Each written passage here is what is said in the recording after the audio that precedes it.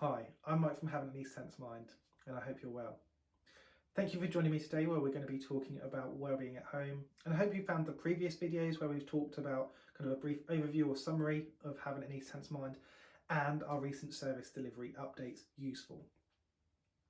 Importantly, there are going to be two different versions of this video. The version you're watching here on social media or on our website.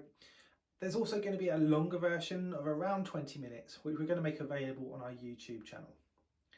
The reason for this is obviously the YouTube version will go into some of the talking points in more detail, and we'll also list a few more of them. Also, we hope that it provides you with an insight into how we can deliver some of our future talks, presentations, and potentially training moving forward. In regards to our training, we're currently looking at how we can mix together a combination of live and pre-recorded elements to allow us to deliver in this increasingly online world. But for today, for this video, we're going to be running through those wellbeing tips and tools to support our wellbeing at home. One of the tools that we use at Having an East Sense Mind is the 5 ways to wellbeing. While there are a range of different tools, activities, talking points that you can use to support your wellbeing, the 5 ways is a really great initial insight into things that we are already doing really well and or potentially some areas that we would like to improve. So the 5 areas includes being active, connecting, give, taking notice, and continued learning. I did have to check that. So these 5 areas really provide us with a great insight into different areas that support our well-being. In terms of keeping active, making sure that we get up and move around, whether that's going up and down the stairs, stepping out into the garden, having a short walk, moving around the house, singing, dancing, cleaning energetically, anything that requires us to kind of get up and move around is going to be really important to keep us happy and healthy at this moment in time. In terms of connecting, while we are self-isolating and making sure we are safe, actually making sure we're connected is going to be really important too. So looking at whether you can text, email, FaceTime, video conference, can you engage with people in new and different ways? This is going to be really important for those continuing to work from home. So looking at things like Microsoft Teams, Skype, Zoom, are these resources, apps, websites that you're able to access to allow you to have those conversations moving forward.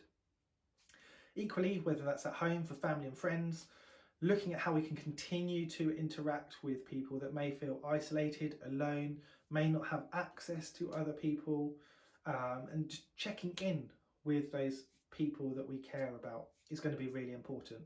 Also, new apps like House Party provide an opportunity to bring games, fun and excitement, and maybe a slight purpose to the conversation as well. So they're great opportunities to keep those conversations and connections going. In terms of giving, most people think of this as a financial thing, which it can be, and obviously as a charity we rely on that at times. But equally, giving your knowledge, your attention, your time can be really important as well.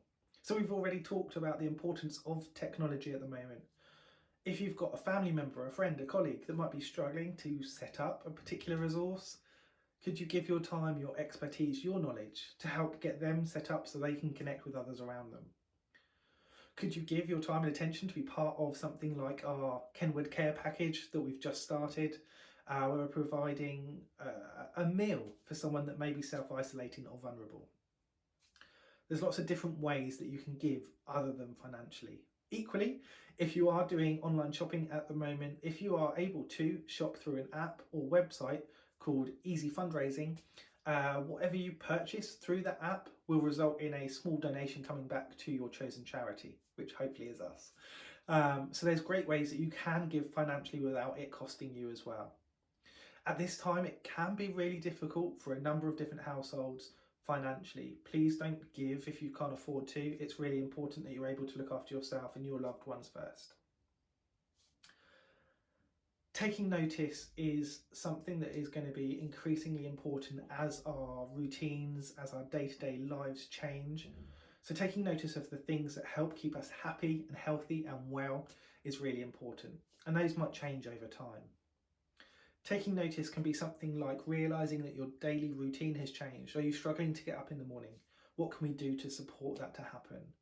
Taking notice that actually cooking in the evening, you've got more time for it and you're really enjoying it. Actually, this is part of your well-being. Maybe it's going outside, just having a little bit more fresh air. That could be part of your well-being as well. Taking notice can also be something more mindful and reflective, like yoga, active listening, and general mindfulness, really. Keep learning is also really important in terms of that shared knowledge that we've also mentioned, but looking at things like online courses, sharing or picking up additional skills or trades. Could you watch a YouTube video and learn how to knit, how to sew, how to change a spare tyre?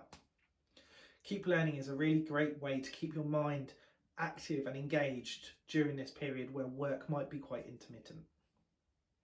Using those 5 ways already, we've identified a few different things that you could do to help keep yourself happy, healthy and positive.